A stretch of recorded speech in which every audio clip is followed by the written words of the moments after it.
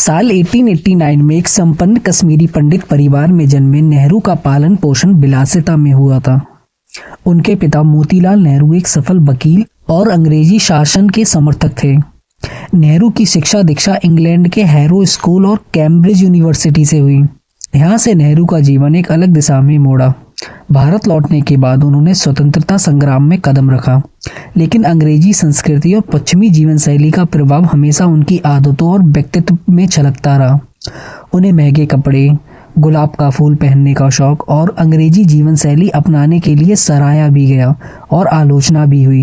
नेहरू की जिंदगी में सबसे बड़ा मोड़ तब आया जब उनकी मुलाकात महात्मा गांधी से हुई।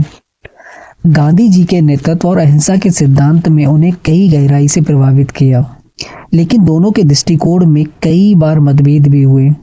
नेहरू का झुकाव आधुनिकता, विज्ञान, प्रगतिशील विचारों की ओर था, जबकि गांधी जी परंपरागत और गांव केंद्रित विकास के समर्थक थे। नेहरू ने कांग्रेस पार्टी में तेजी से अपनी पहचान बनाई। नेहरू का कश्मीर से गहरा संबंध था, क्योंकि उनका परिवार मूलतः वहीं से था। कश्मीर को लेकर उनका दृष्टिकोण भावनात्मक और राजनीतिक दोनों था। 1947 में जब भारत आजाद हुआ, तब कश्मीर के राजा हरि सिंह भारत में शामिल होने को लेकर दुविधा में थे। नेहरू ने इस मुद्दे को अंतर्राष्ट्रीय मंच, संयुक्त राष्ट्र तक ले जाने का फैसला किया, लेकिन ये निर्णय आज भी आलोचना होती है, क्योंकि इसके कारण कश्मीर का एक बड़ा हिस्सा पाकिस्तान के कब्जे में चला गया। ये कहा जाता है अगर सरदार पटेल को इस मुद्दे पर खुली छूट मिली होती तो शायद आज कश्मीर का सवाल अलग होता और कश्मीर भारत का हिस्सा होता। नेहरू का मानना था कि भारत और चीन के बीच अच्छे संबंध होने चाहिए। उन्होंने हिंदी चीनी भाई भाई का नारा दिया और विश्वास किया कि भारत चीन का अच्छा मित्र बनेगा। लेकिन 1962 में चीन ने अचानक भारत पर हमला कर दिया। ये हमला नेहरू के लिए एक बड़ी हार साबित हुआ। नेहरू पर आरोप लगाया गया कि उन्होंने रक्षा तैयारियों पर पर्याप्त ध्यान नहीं दिया और अपनी विदेश नीति में गंभीर चूक की। इस हार ने नेहरू के राजनीतिक कैरियर पर गहरा प्रभाव डाला। नेहरू ने भारत को एक धर्मनिरपेक्ष राष्ट्र बनाने के लिए कई महत्वपूर्ण कदम उठाए। उन्होंने हिंदू कोड बिल पारित कराया, जिसमें महिलाओं को संपत्ति में अधिकार, तलाक का अधिकार, लेकिन उन्होंने मुस्लिम समुदाय में सुधार लागू करने से परहेज किया, जिससे ये आरोप लगा कि वे तुष्टीकरण की राजनीति कर रहे हैं। जवाहरलाल नेहरू पर यह भी आरोप लगाया जाता है कि उनका झुकाव मुस्लिमों की तरफ ज्यादा था। जवाहरलाल नेहरू और नेताजी सुभाष चंद्र बोस के बीच वैचारिक मतभेद स्वतंत्रता संग्राम के समय ही शुरू हो गए थे।